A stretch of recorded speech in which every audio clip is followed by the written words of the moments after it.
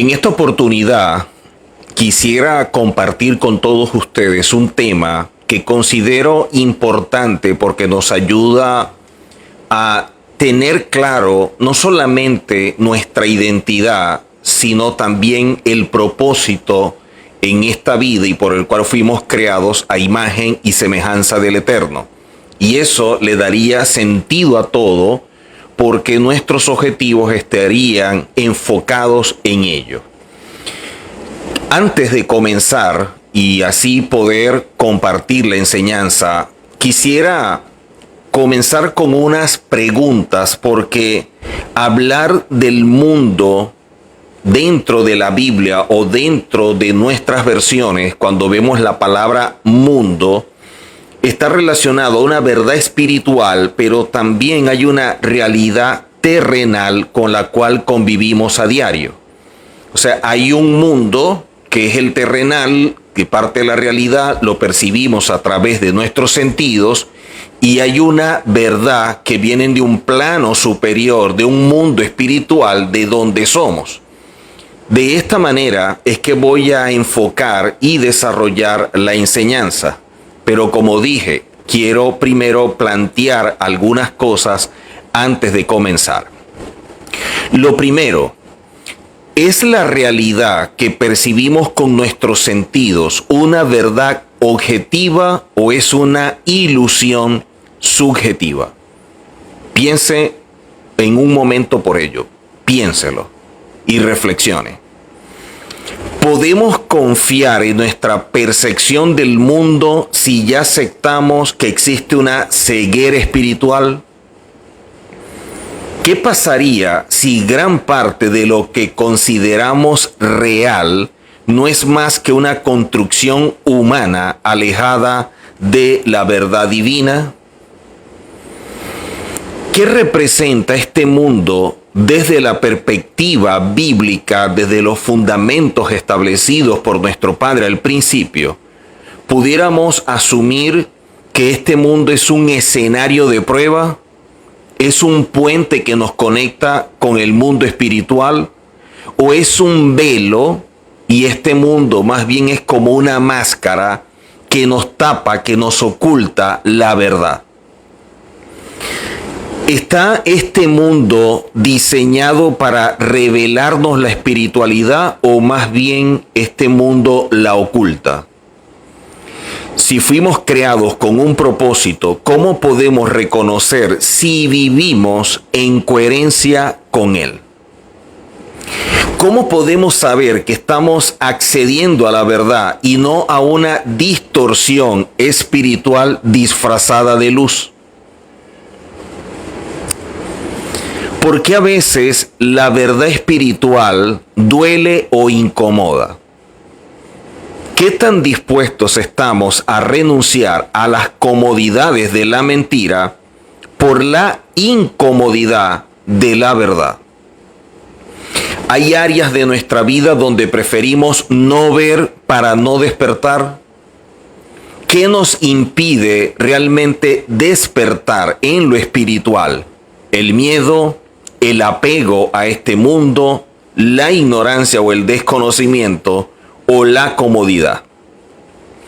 ¿Es posible vivir despiertos espiritualmente mientras estamos inmersos en un sistema que alimenta el adormecimiento? Todas estas preguntas empecé a planteármelas en la medida en que iba desarrollando la enseñanza y el tema que voy a compartir con todos ustedes. Porque son preguntas que surgen del pensamiento crítico.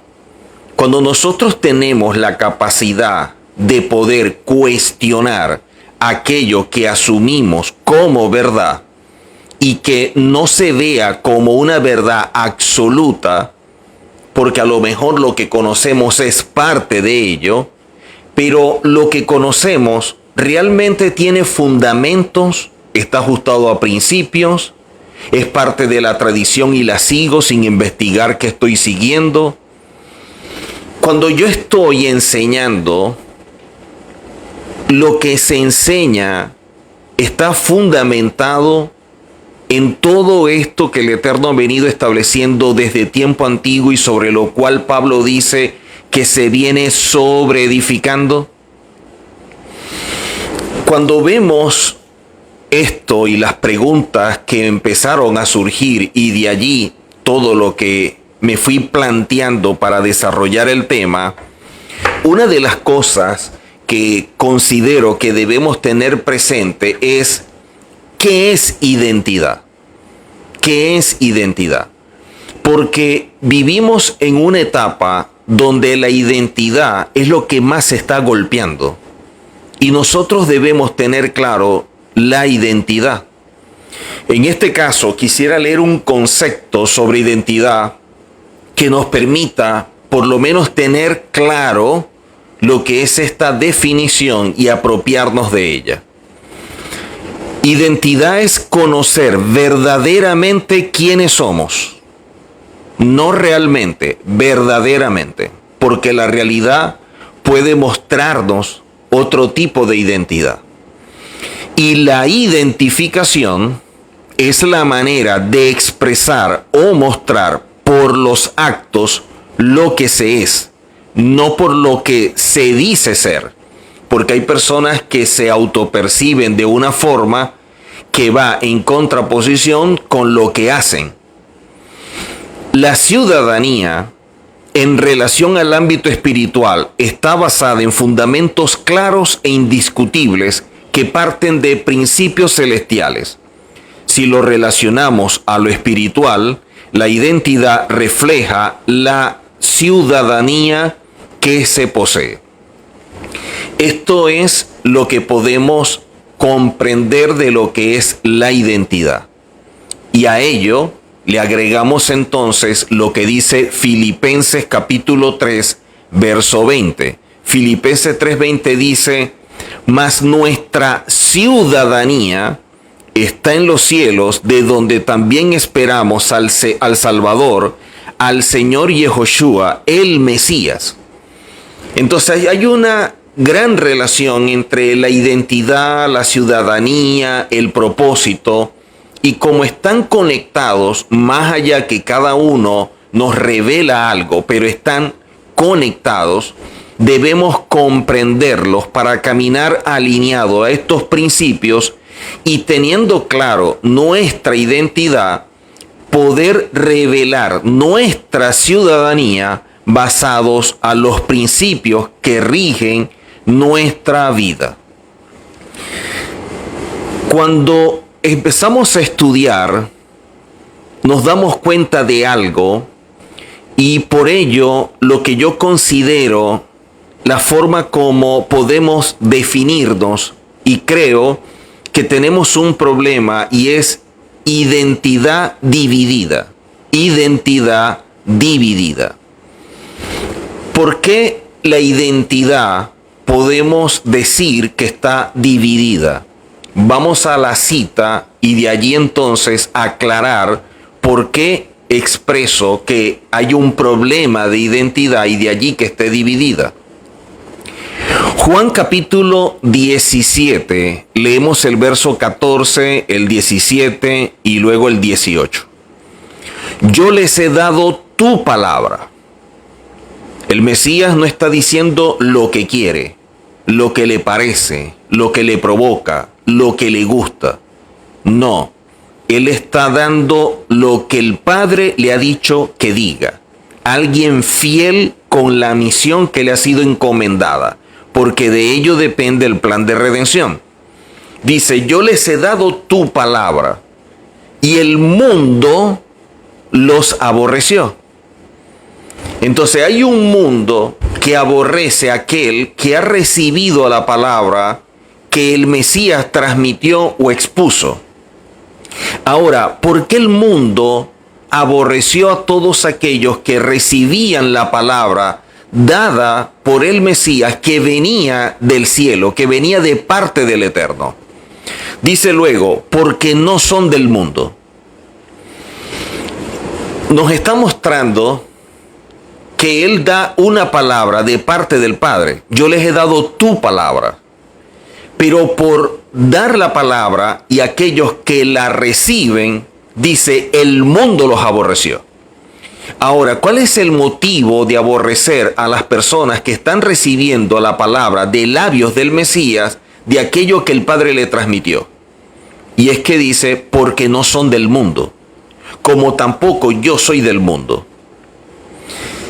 Esto nos muestra que el aborrecimiento viene a ser el resultado de tener una palabra que viene del cielo y que hemos recibido directamente del Mesías y que nace en el mismo Padre. No ruego que los quites del mundo, sino que los guarde del mal.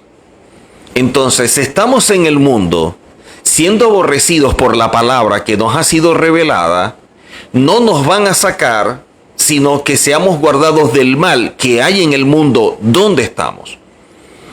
Dice luego, no son del mundo como tampoco soy del mundo. Lo dice por segunda vez, remarcando el lugar de procedencia. Si no somos del mundo, pero estamos en un mundo, ¿de cuál somos?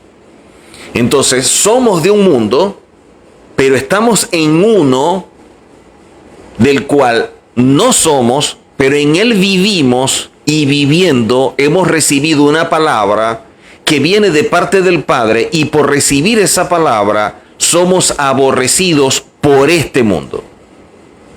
De allí que se diga que somos embajadores, porque un embajador representa un reino fuera del lugar de donde procede, fuera de su lugar de nacimiento.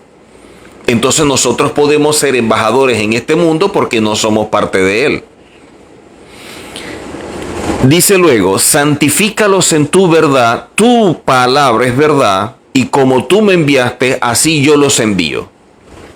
¿Por qué hablamos de una identidad dividida? Porque no podemos decir que somos hijos del Eterno, embajadores o representantes del reino, cuando nos acomodamos a este sistema que debería aborrecernos por la verdad que nos ha sido impartida. Si aquí el mismo Mesías está diciendo que todos los que recibieron la verdad fueron aborrecidos por ella, nosotros no podemos esperar menos que lo que ellos recibieron si estamos alineados a esos principios. Entonces, ¿por qué quejarnos cuando pasamos por pruebas, por dificultades, por procesos, por ser fieles a la palabra que hemos recibido, que tiene principios y fundamentos? No cualquier palabra, la que hemos recibido, que está alineada a los principios del reino y que fueron reveladas desde tiempo antiguo. Entonces, si nos aborrecen por recibir esta verdad, entonces estamos caminando revelando nuestra verdadera identidad. Pero cuando yo empiezo a caminar siendo complaciente con el sistema, caminando conforme al sistema y adaptándome al sistema o a este mundo, evidentemente no me van a aborrecer. Me van a aplaudir, me van a reconocer. Porque no me están viendo como alguien diferente al mundo donde estamos. Nosotros estamos caminando conforme a aquellos que son parte de este mundo. Pero nosotros no podemos hacerlo porque somos representantes de un mundo y al contrario deberíamos de guardarnos del mal en este mundo. Por ello, cuando una persona está consciente de esto, puede representar con integridad, con humildad y con fidelidad al reino, porque conoce su identidad, sabe cuál es su ciudadanía y también el deber que va a cumplir conforme al llamado de parte del cielo.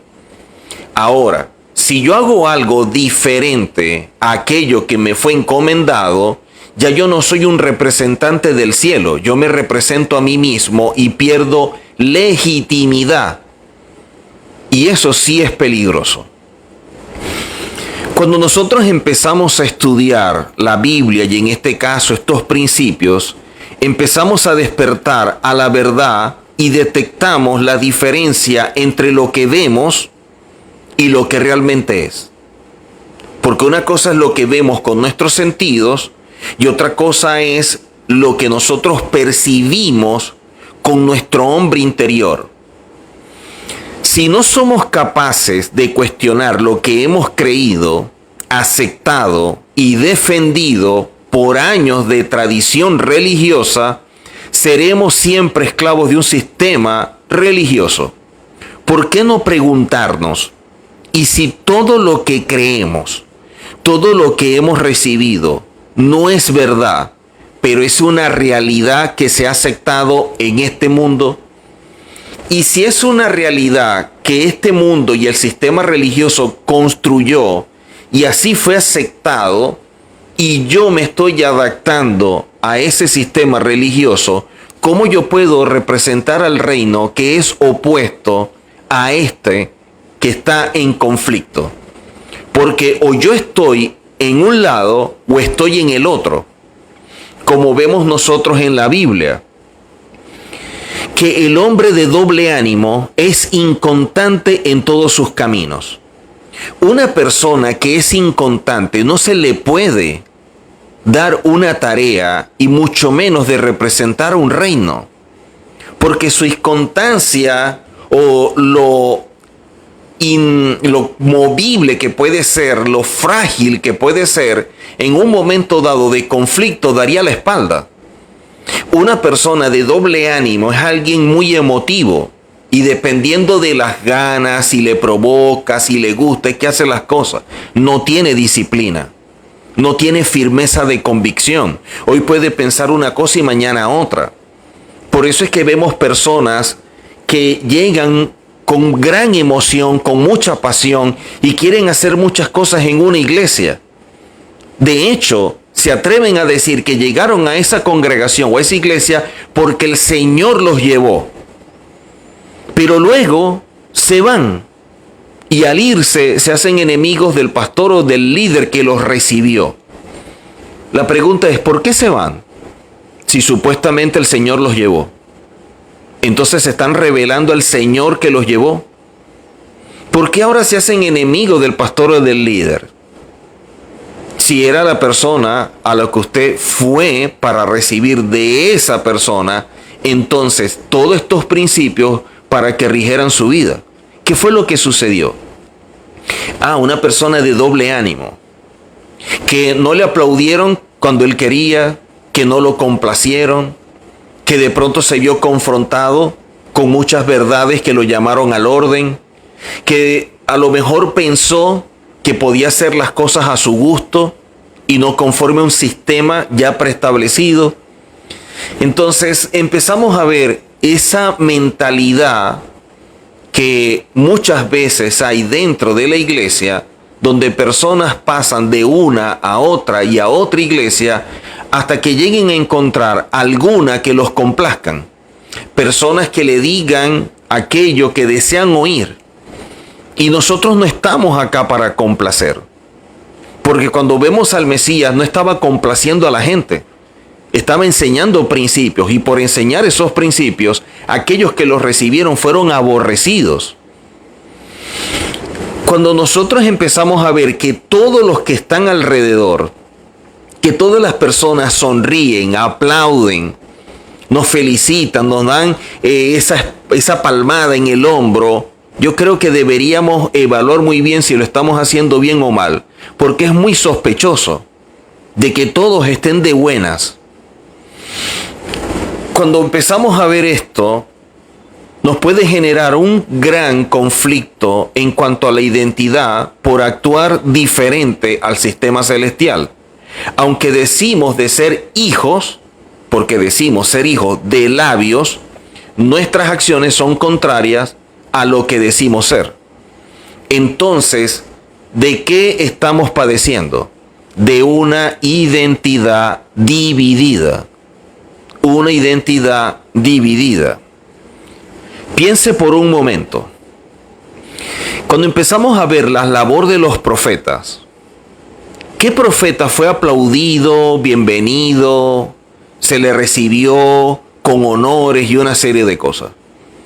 Si todos los profetas fueron llamados a corregir, a llamar al orden, a mostrar un diseño revelado del cielo y que la gente entrara en esa línea de ese diseño para no ser algo contrario, y de esta manera fueron aborrecidos los profetas y dijeron las cosas como se debería, ¿por qué ahora no es así? ¿Por qué vemos más bien personas que son complacientes? Que todo lo que pudieran decir en un momento está ligado con lo material. Una cosa es actuar como Jacob, buscando la bendición espiritual, y otra cosa es como Esaú, buscando la bendición terrenal. Todas las personas que le dan una palabra, en su mayoría, está relacionado con lo terrenal. O sea, tienen esa misma concepción de las cosas como Esaú, no como Jacob.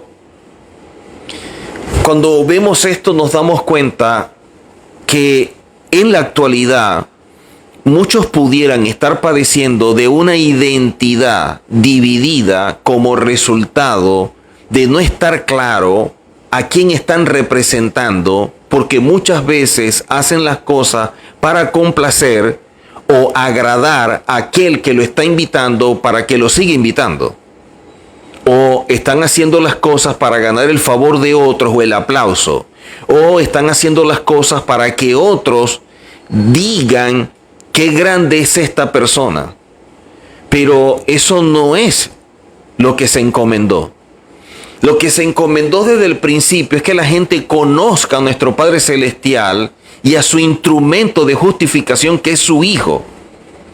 No para que la gente nos alabe a nosotros o nuestro nombre sea exaltado, si simplemente somos un medio, un instrumento establecido por el Eterno, nada más. ¿Cómo yo me voy a jactar por ser maestro si al fin y al cabo yo soy maestro por el don ministerial que mi Padre Celestial le plació darme? Entonces, ¿en qué está la jactancia? Al quitar el don, ¿qué me queda? Como para jactarme por lo que pudiera llegar a enseñar. O un apóstol jactarse por su labor, o un pastor jactarse y sentirse orgulloso de su labor, si al fin y al cabo lo que están haciendo está basado en lo que se le otorgó. Ninguno de nosotros hizo algo para ganarse lo que tenemos como don ministerial. Fue simplemente al Padre le plació por su gracia darlo. Pero nosotros debemos ser fiel, debemos ser íntegros y responsables con aquello que se nos dio. Como la parábola de los deudores. Llegará un momento en que tenemos que rendir cuenta por aquello que se nos entregó. Cuando leemos la cita en Juan, nos muestra que existe dos mundos. Un mundo donde vivimos, del cual estamos conscientes porque en él nacimos, crecimos, nos desarrollamos, nos planteamos metas, objetivos, lo logramos, pero ese mundo en el que estamos y lo podemos apreciar con nuestros sentidos es una realidad. El mundo de donde somos, que de forma natural no lo captamos, es de donde surge la verdad, es el mundo espiritual. Pero a la vez estos dos mundos son dos sistemas que podemos nosotros evaluar. Cuando vemos estos dos mundos o estos dos sistemas, como la cita que aparece en Juan, que nos dice, no son de este mundo, pero están en él ejecutando una tarea y por lo tanto no hay que sacarlos, sino que sean guardados del mal. ¿Qué tan entendido estamos del mal que debemos guardarnos? ¿Cuál es ese mal? No el mal que yo interpreto, es el mal que establece la Biblia, del cual yo me voy a cuidar para representar dignamente al reino.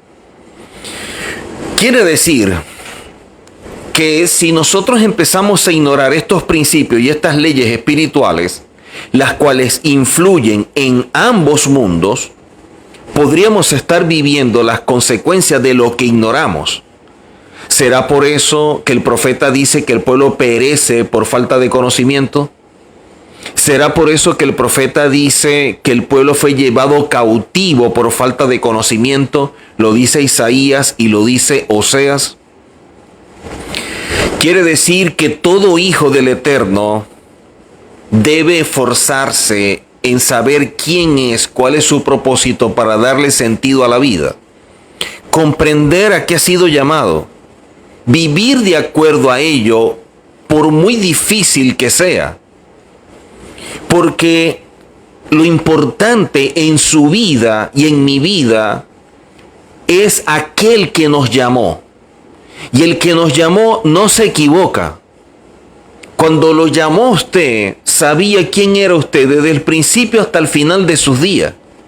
O sea, Él sabe qué es lo que va a hacer, cómo lo va a hacer, las bendiciones que usted va a recibir, los enemigos que se van a levantar, los errores que usted va a cometer, las virtudes y los defectos que usted tiene.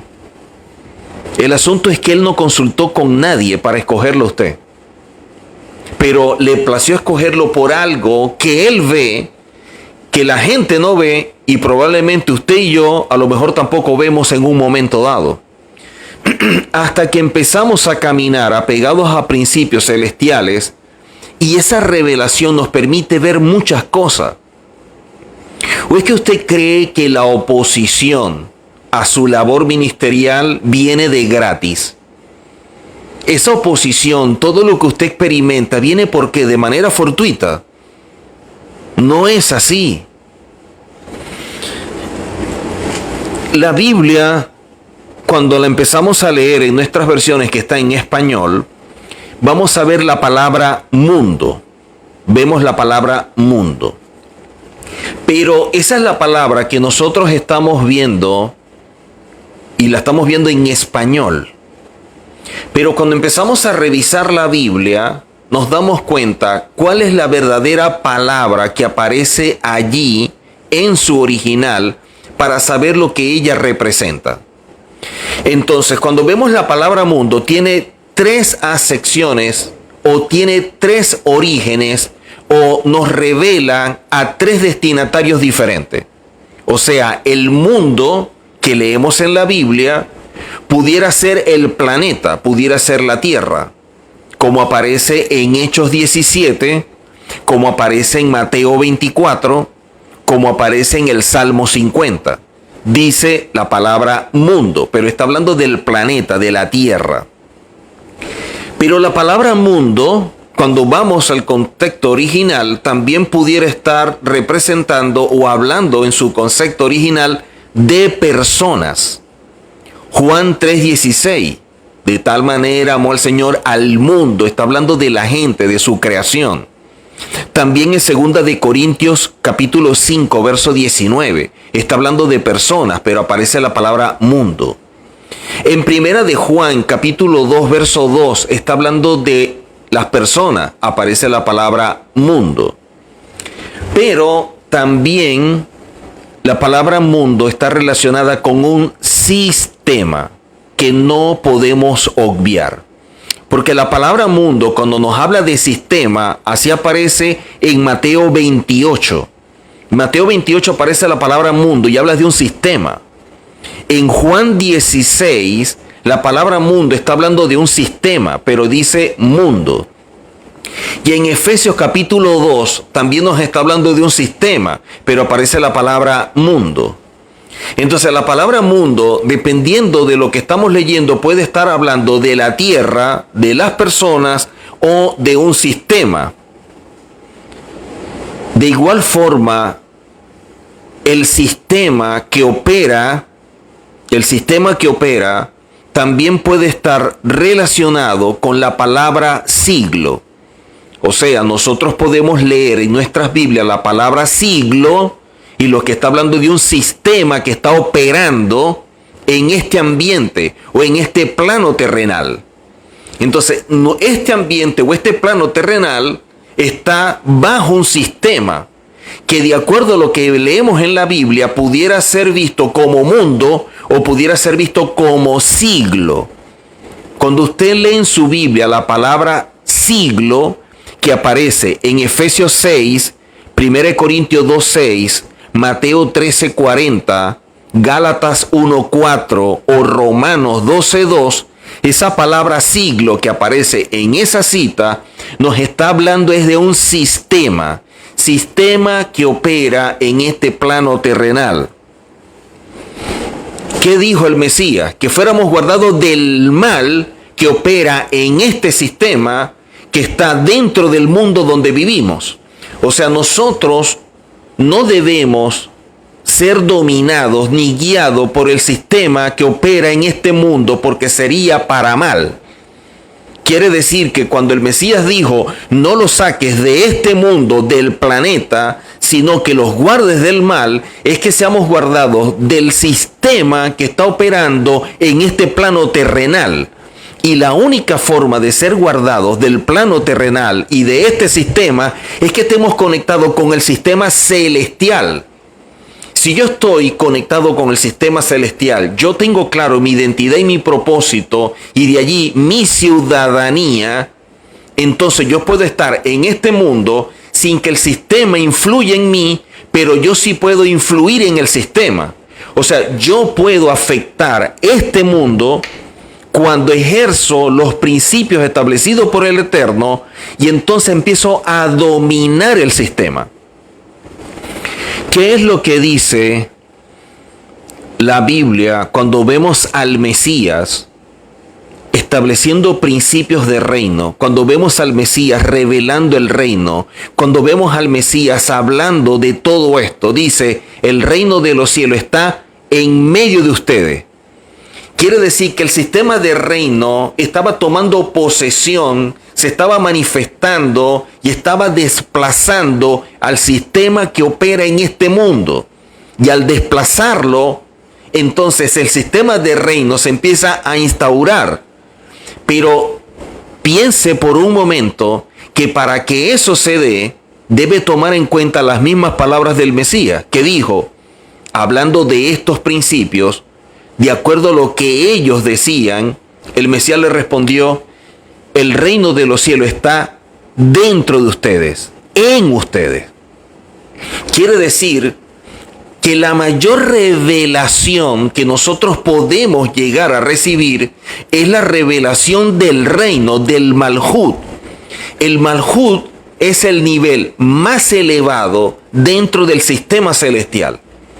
Cuando nosotros poseemos revelación de ese nivel de reino, y de esa manera estamos operando y accionamos en este mundo, podemos hacer que el sistema del reino empiece a manifestarse, y por eso el sistema que opera, el sistema del mal, se ve amenazado o se ve desplazado. ¿Qué sucedía? ¿Qué sucedía cuando entonces el sistema del reino empezaba a entrar en acción en este plano terrenal? Cuando en este plano terrenal el sistema de reino operaba, habían milagros, habían prodigios, sanidades, tantas cosas. ¿Por qué? Porque lo que se está manifestando es lo que en el reino, en el Malhut, vamos nosotros a experimentar. Cuando entremos al reino no va a haber dolor, no va a haber enfermedad, no va a haber muerte, no va a haber nada de eso. Entonces el Mesías, cuando está sanando, cuando está haciendo un milagro, cuando está actuando, lo que está es revelando el sistema de reino que en un futuro va a instaurarse, pero él lo está revelando en este tiempo. El gran problema es que la religión, que es parte del sistema del mundo y del plano terrenal, no nos ayuda en nada.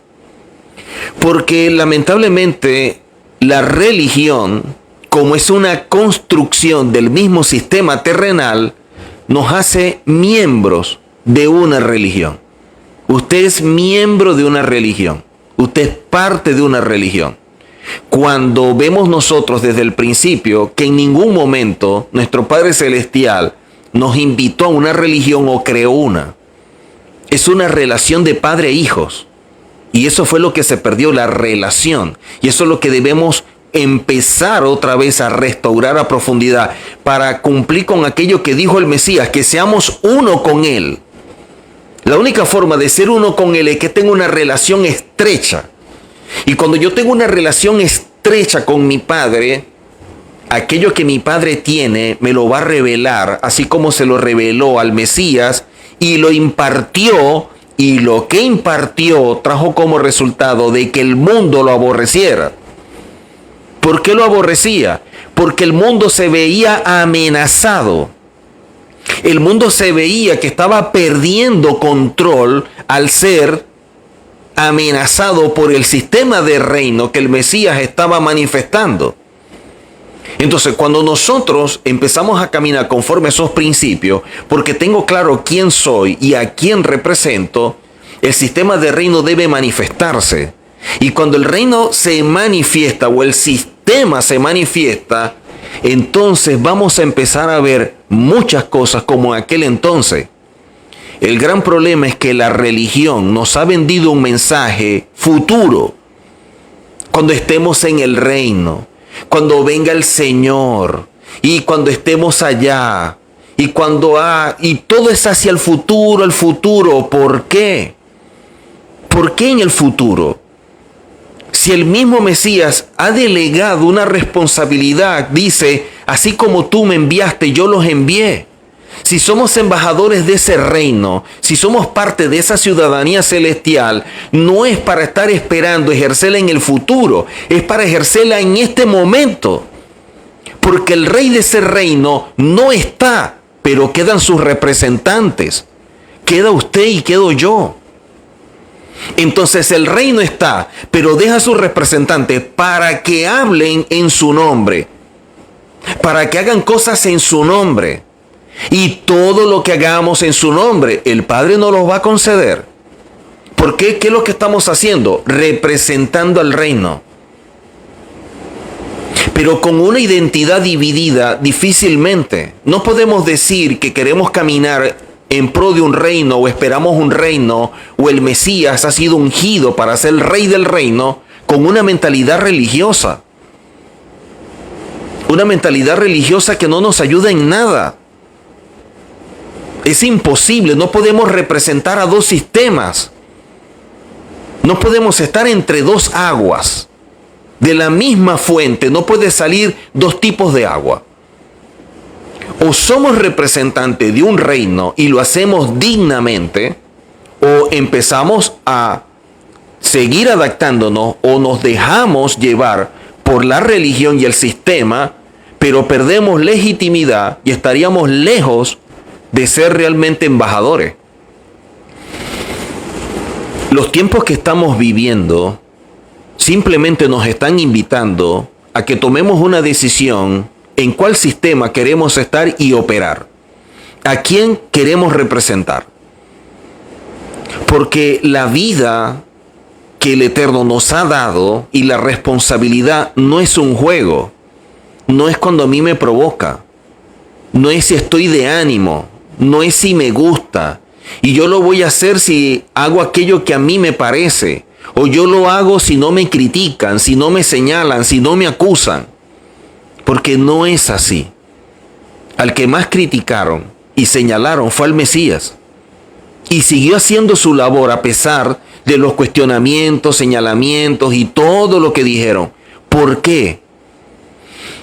Cuando no pueden con el mensaje que tú estás revelando y por el cual eres aborrecido, evidentemente van a ir contra el mensajero. Ya que no podían contra el mensaje del Mesías porque era fuerte por los principios que estaba revelando, entonces tenemos que ir contra la persona. Pero de alguna manera tenemos que descalificarlo porque si sigue revelando esto, todos nosotros quedamos fuera. Entonces quienes estaban cuestionando el Mesías, lo que estaban era defendiendo sus intereses. Y eso es lo que pasa en la religión. En la religión pasa lo mismo. Cuando usted empieza a enseñar una verdad Y esa verdad empieza a ser revelada y toca las vidas de las personas. Los que están perdiendo el tiempo, los que están en medio de una ceguera espiritual, los que están con vacíos en la religión, en una iglesia, y empiezan a despertar a lo que usted está revelando, lo van a buscar a usted. El Mesías no buscó, la gente lo siguió y lo seguían por la verdad que estaba revelando. Y aquel que no siguió al Mesías es porque vio que la palabra era muy fuerte, era muy dura para obedecer. O sea, querían caminar disfrutando los beneficios, pero sin ningún compromiso, sin ninguna responsabilidad, sin caminar con integridad, con dignidad, con humildad. Quieren los beneficios. Aquí están, yo quiero todos mis derechos, pero no me hablen de los deberes. Eso es lo que quiere la gente. Cuando nosotros empezamos a ver personas que el Eterno ha llamado y están llevando este mensaje, esta gran revelación, muchas personas dicen, yo quiero ser como Él, yo quiero enseñar como Él, yo quiero que me usen como Él. Sí, pero nadie está pidiendo, yo quiero el proceso que Él vivió para llegar a ese lugar. Yo quiero vivir ese proceso, yo quiero pagar el precio que Él ha pagado. Nadie piensa en eso, la gente lo que piensa es estar arriba, no cómo llegó arriba. La gente piensa como José en Egipto, yo quiero estar allí, ser la mano derecha a Faraón, pero nadie quiere ser vendido por los hermanos, nadie quiere estar en la cárcel.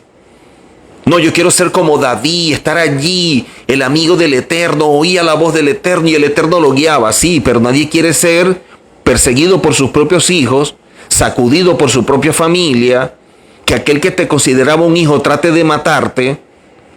Nadie quiere eso, nadie pide eso. Entonces somos como que selectivos en ese sentido. Nos gusta todo lo bueno.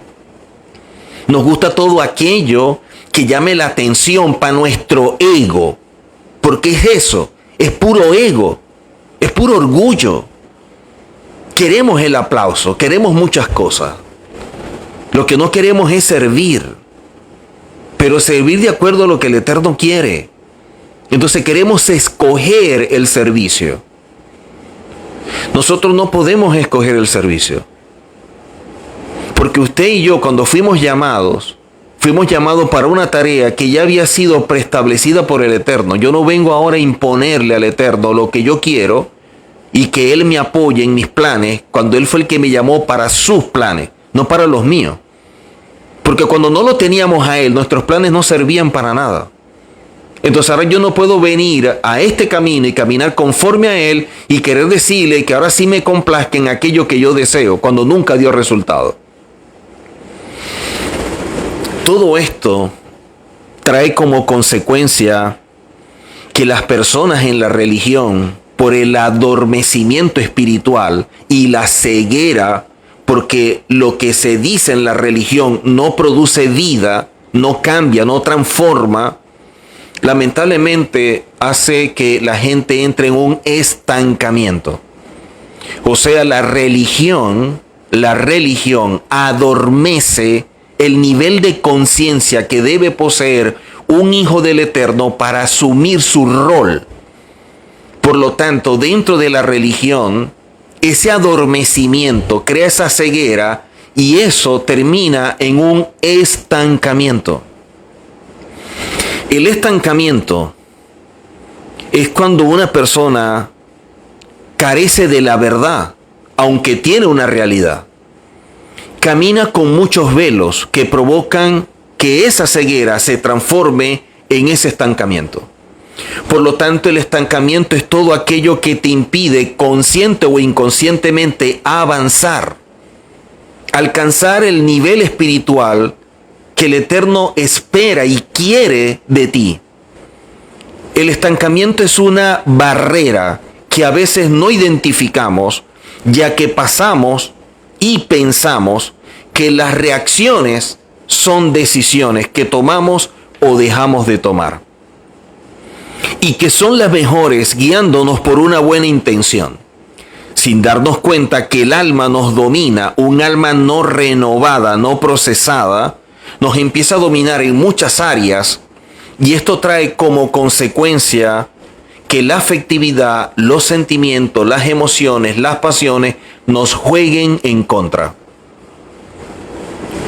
Una mente no renovada va a ser lo que se oponga a que tú puedas cumplir con tu labor. Si tú has sido llamado por el Eterno y el Eterno te ha dado un don, tú vas a llegar tan lejos como tu carácter te lo permita. Quiere decir que el enemigo más grande que hay es lo que está dentro de ti. Y hasta que tú no puedas renovarlo, hasta que tú no te despojes del viejo hombre, hasta que tú realmente no hayas experimentado esa revelación de lo que es tu identidad y tu propósito, vas a seguir caminando en una religión. Y te vas a sentir bien, porque es que la religión es una zona de confort. La religión te da lo que tú quieres, te complace. Y usted sabe esto, venga, y usted hace aquello, venga para acá, y usted hace aquello, venga. ¿Por qué? Porque vas a servir para los intereses de alguien que quiere lograr sus objetivos, pero no los tuyos. En la religión, nadie te va a ayudar a que tú camines conforme a tu propósito. En la religión, tú eres una herramienta para que la cabeza cumpla con su propósito, no con el tuyo. Por lo tanto, dentro de la religión, las personas terminan siendo la escalera, los peldaños, para que el líder llegue arriba, pero tú te vas a quedar abajo. Por eso es que la religión no le interesa quién eres, pero sí le interesa a las personas que pueden ser útiles para su beneficio. Por eso la persona que tenga contactos, la persona que tenga dinero, la persona que mueva a la gente, que tenga carisma, son las que va a acercar ese líder para sus beneficios, porque son herramientas útiles para su propósito, no el tuyo. Ese es el gran problema. Pero cuando vemos al Mesías, es todo lo contrario. Cuando vemos al Mesías, es queriendo sacar de ti tu mayor potencial. Es dándote una palabra para que tú puedas comprender tu propósito y te traces objetivos que le den sentido a tu vida y no experimentes una crisis existencial. No pases por esa laguna, por ese valle, por ese desierto, ¿dónde estoy? ¿Y para dónde voy? ¿Y por qué me pasa esto? Y te hagas preguntas que no estén relacionadas con lo que tú eres, pero sí están conectadas con lo que tú vives. Tú necesitas salir de la religión, salir del cautiverio, salir del estancamiento. Pero la religión, como está dentro de la iglesia, entonces asume la persona que ser parte de una iglesia y de una religión, creen que eso es sinónimo de espiritualidad. No, eso no es sinónimo de espiritualidad. Y eso es lo lamentable. Miren lo que dice la Biblia en Efesios capítulo 2. Efesios 2, verso 1 y 2. Efesios 2, verso 1 y 2. Y Él os dio vida a vosotros. Él os dio vida a vosotros cuando estabais muertos en vuestros delitos y pecados, en los cuales anduvisteis en otro tiempo. Dice luego lo siguiente: siguiendo la corriente de este sistema. La corriente de este sistema. Hay un sistema que está operando. Un sistema en el cual las personas antes caminaban y los guiaba hacia el pecado, hacia el delito y de allí la muerte espiritual. Pero si tú saliste de allí y se te dio vida, ¿por qué ahora vas a otra vez al mismo sistema que te había siempre impartido muerte? Si la muerte espiritual es lo que te aleja de la verdad, lo que te aleja del reino, lo que te aleja del Padre, ¿por qué quedarse en una religión que lo que transmite es muerte? Si el mismo Padre nos dio vida, ¿por qué no resguardar esa vida? ¿Por qué no cuidarla y caminar conforme a ella? Si la misma palabra lo dice, yo vengo para darles vida y vida en abundancia. Entonces, ¿por qué no caminar en esa vida abundante? No caminamos en la vida abundante porque estamos en un sistema religioso que en donde opera la muerte. ¿A qué llamamos muerte? A todo aquello que te aleja de la verdad, a todo aquello que te aleja de sus principios, a todo aquello que no te permite sobreedificar, hacer la tarea asignada, representar al reino, ser un embajador digno, revelar su sistema. Y entonces te quedas acá, ¿y qué es lo que dice luego? Cuando tú sigues la corriente de este sistema, de este mundo, conforme al príncipe de la potestad del aire. Entonces tú estás siguiendo al príncipe de la potestad del aire. Pero es que el príncipe de la potestad del aire no se va a mostrar de una forma en que tú lo rechaces. Te lo va a mostrar o se va a revelar de una forma en que tu ceguera espiritual y tu estancamiento no te permite percibir que es el príncipe de las tinieblas, el príncipe de la potestad del aire. ¿Por qué? Porque él también se disfraza de ángel de luz. Miren lo que dice al final la cita. Cuando tú sigues la corriente de este sistema, que es conforme al príncipe de la potestad del aire, dice luego, el espíritu que ahora opera en los hijos de desobediencia. En los hijos de desobediencia. No está diciendo que esto opera en la gente que está en el mundo. No dice que esto está operando en lo que la gente llama inconverso. No. Él no está operando en la gente que está muerta espiritualmente porque no ha sido vivificada, no ha sido impartida la justicia en su vida y por lo tanto no ha sido sacado de las tinieblas a luz. Con ello, el príncipe de la potestad del aire no va a perder tiempo.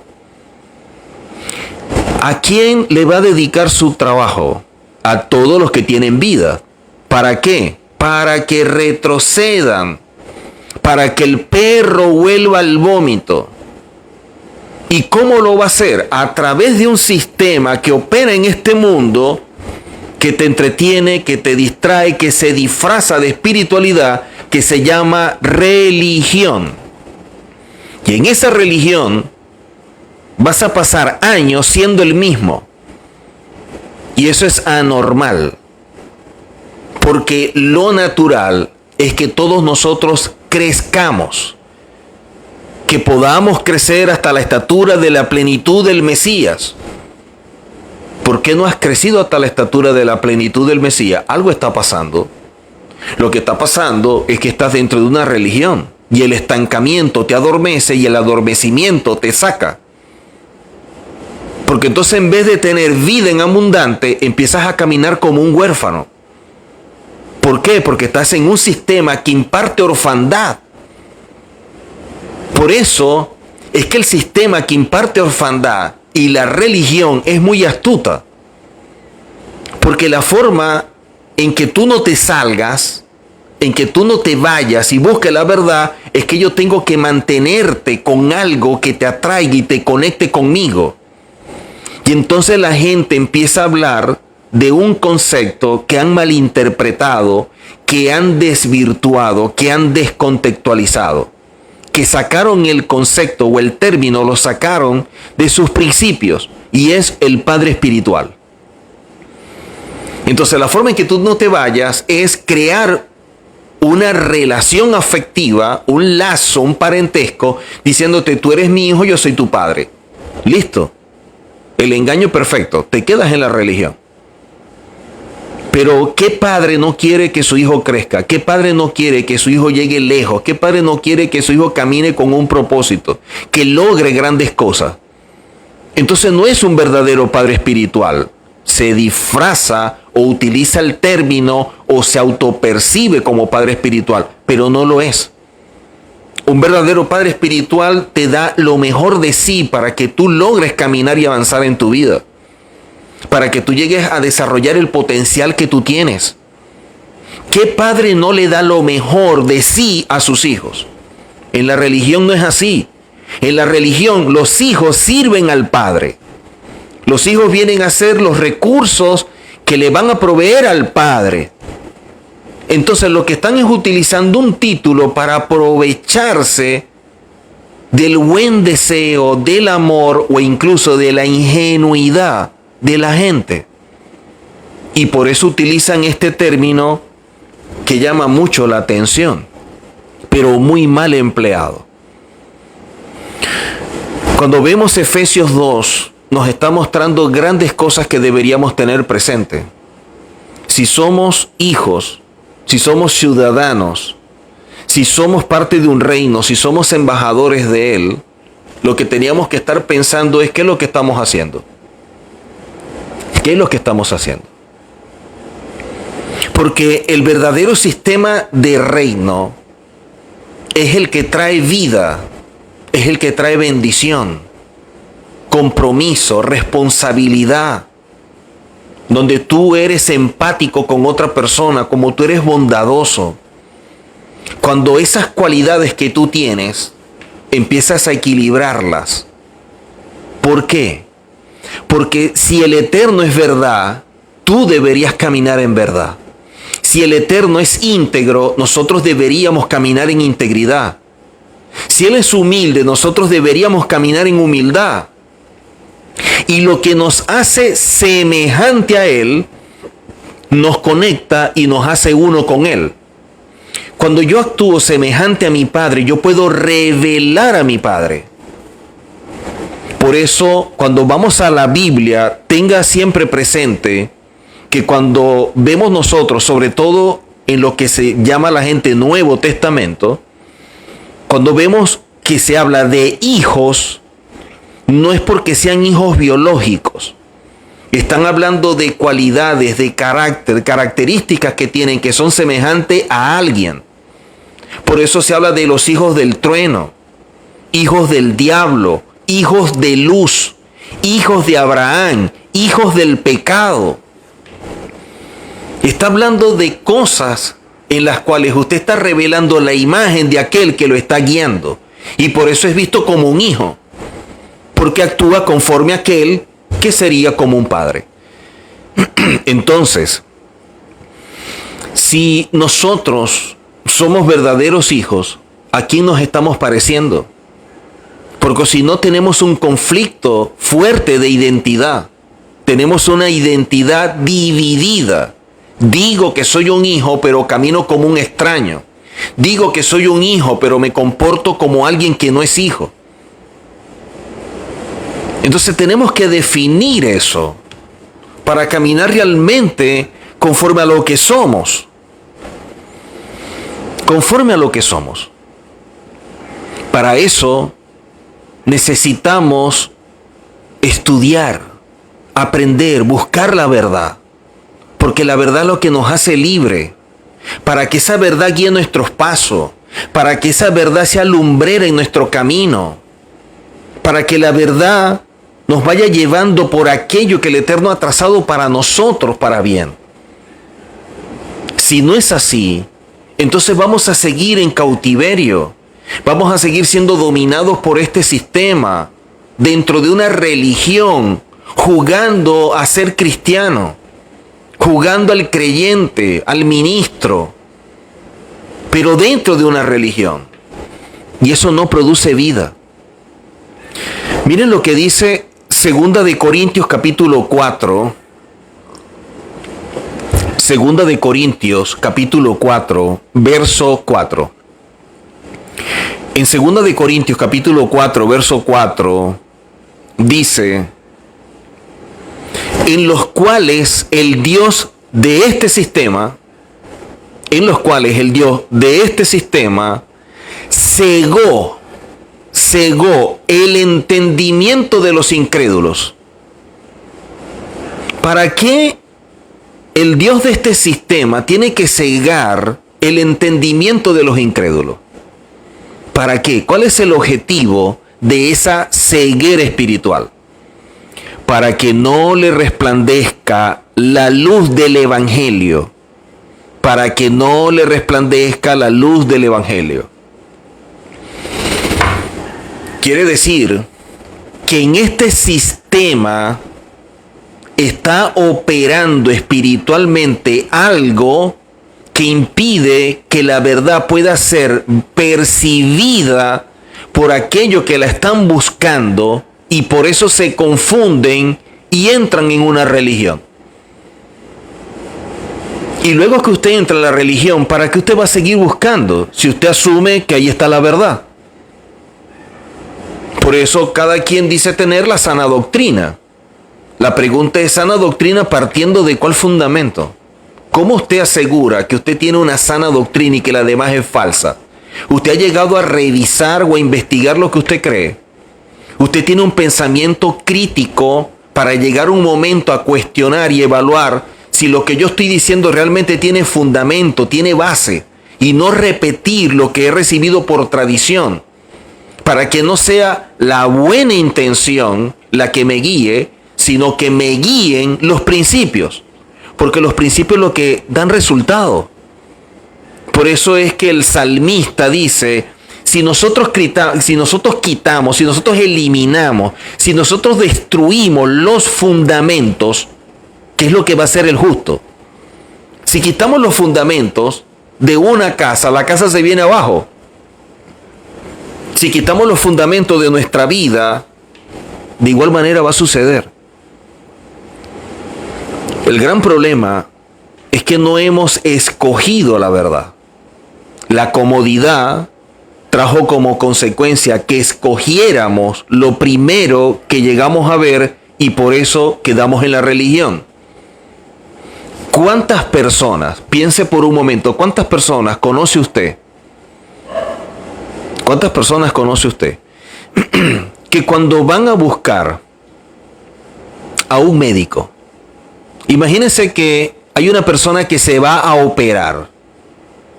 La persona se va a operar. El que se va a operar, ¿buscaría operarse con un estudiante de medicina? Si se va a operar, ¿buscaría operarse con un recién graduado? ¿O la persona que se va a operar buscaría el mejor doctor, el que tenga más formación, el que haya estudiado más, el que tenga más experiencia? Porque eso de alguna manera le da garantía que sabe lo que está haciendo. Que sabe lo que está haciendo. Cuando usted va a inscribir a su hijo para que estudie, usted no lo inscribe en cualquier colegio.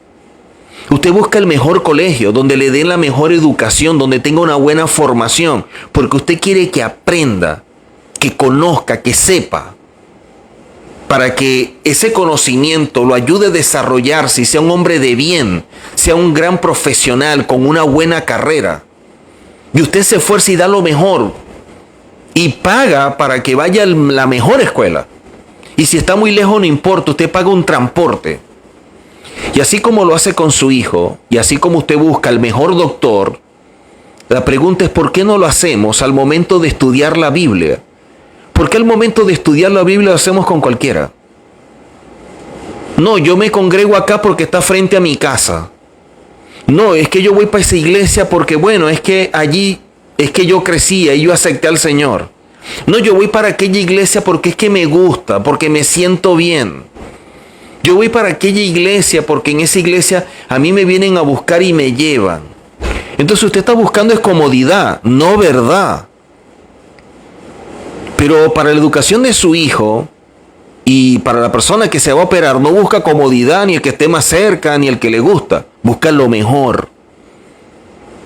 Si para eso que estamos hablando de una vida terrenal, somos tan selectivos y empezamos a buscar con detalles lo mejor, ¿por qué para lo espiritual, que es lo más valioso que tenemos, no hacemos de la misma forma? No lo hacemos.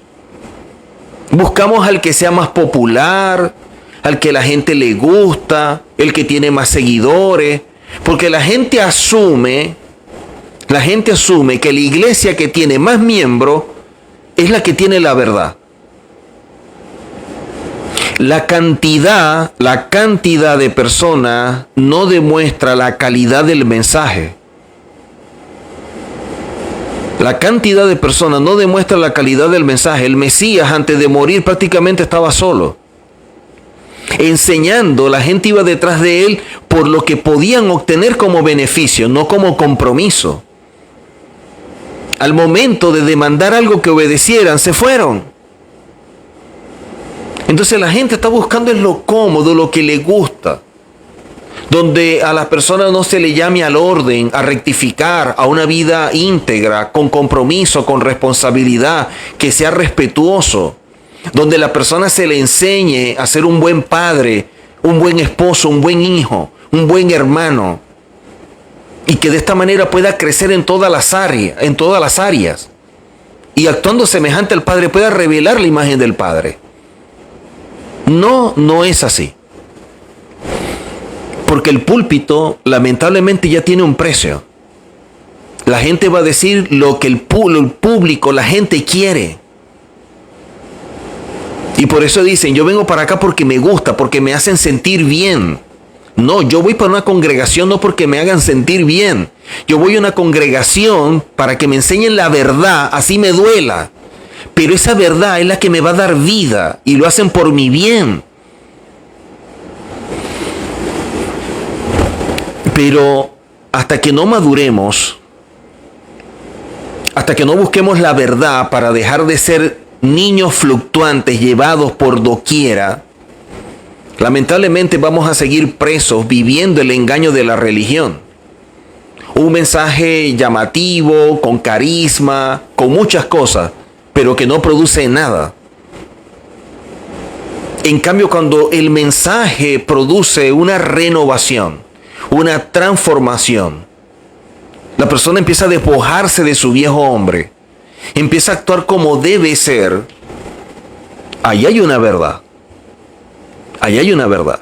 Lo que pasa es que la verdad es incómoda. La verdad empieza a generar procesos y los procesos generan conflicto y la gente le huye al conflicto y al proceso interno como resultado de la renovación que debe darse en su mente para que camine, para que hable, para que actúe, para que piense como un hijo. Y no que usted esté diciendo que es hijo, pero sus acciones están lejos de ello. ¿Qué dijo el Mesías en Mateo 7:21? Mateo 7:21 en adelante dice, no todo el que me dice Señor, Señor entrará al reino. El que entra al reino es el que hace la voluntad de mi Padre. ¿Y qué fue lo que dijeron aquellos que se acercaron diciendo Señor, Señor? Señor, pero es que en tu nombre echamos fuera demonios, en tu nombre profetizamos, en tu nombre sanamos. ¿Qué les dijo el Mesías? Apártense de mí, hacedores de maldad, no los conozco.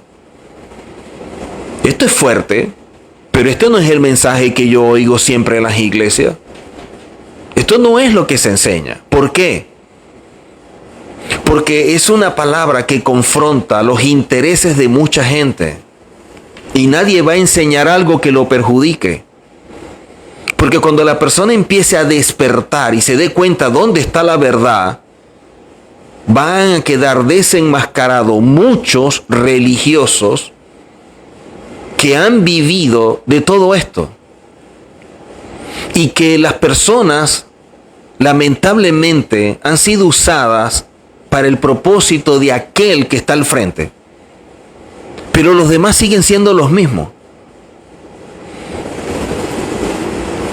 Por eso es que la persona que de pronto va a la congregación y no tiene dinero, su pecado y su transgresión no se le perdona.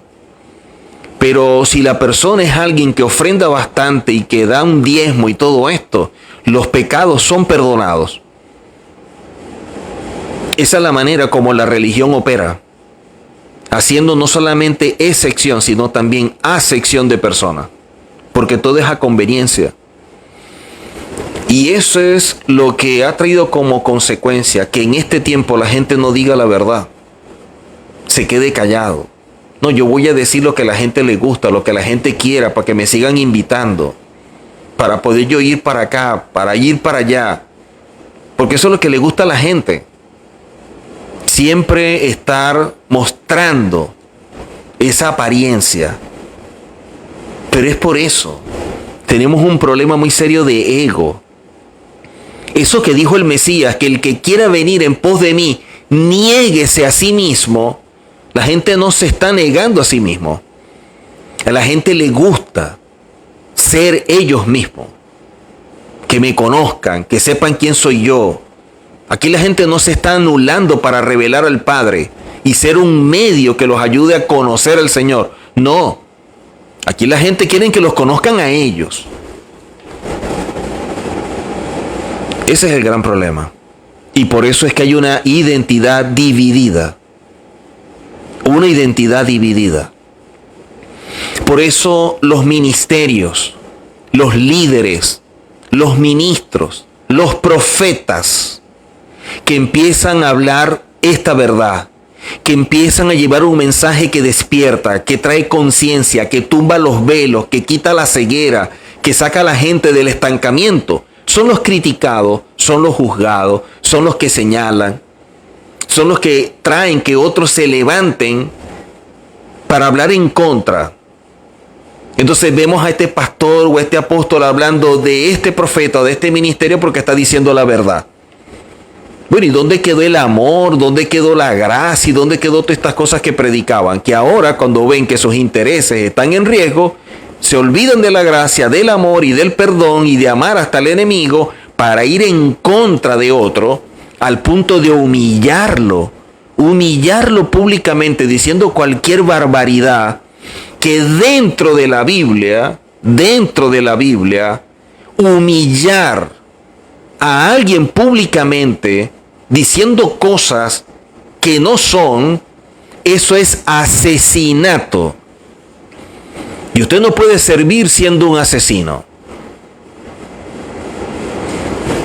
Así que, lamentablemente, vemos a estas personas, pero hay otros que se están levantando. Hombres y mujeres comprometidos con la verdad. Hombres y mujeres que han asumido ser luz y sal. Hombres y mujeres que quieren caminar conforme a principios. Que sea esa verdad que guíe sus pasos, que sea lumbrera. Gente que está levantando a otros para que tengan vida, para que salgan de la religión, para que salgan de ese cautiverio, para que salgan del estancamiento, con palabras, con mensajes de reino que está tumbando los velos, que está quitando la ceguera y la gente está despertando a la verdad. Esos son los que se están levantando, esos son los valientes de esta época, los valientes previo a la redención, previo a la venida del Mesías. Aquellos que sí tienen un compromiso, que se han asumido esto, no por intereses personales, sino por amor a aquel que los llamó. Son las personas que realmente se están negando a sí mismos.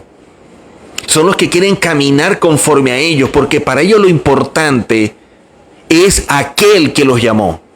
Lo importante es aquel que los escogió. Y tienen ese compromiso con el cielo y con el Padre. Y no quieren quedar mal. Y están dando lo mejor de sí. Y mucho más. Porque están pagando un verdadero precio por todo esto. Son las personas a la cual el Padre va a escoger. Y en los últimos tiempos, antes que venga el Mesías, y cuando veamos otra vez los milagros, los prodigios, nunca olvide el principio que trajo como consecuencia que los milagros, que los prodigios, que la bendición fluyera. Y lo vemos en Hechos. En Hechos dice claramente, y estaban todos reunidos, unánimes.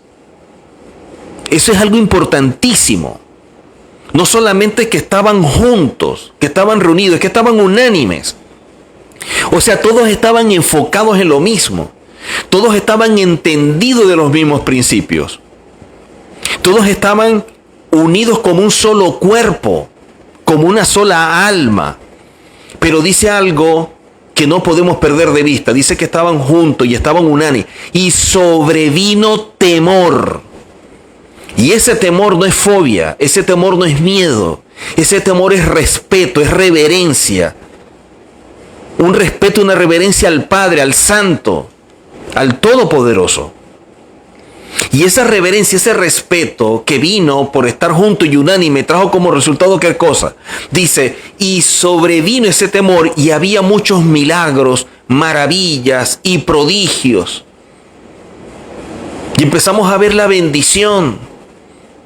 Y cómo la bendición fluía, los que tenían más ayudaba al que tenía menos, y todos estaban juntos en ese ambiente santo de verdad, de luz. Eso es lo que vamos a ver en los últimos tiempos.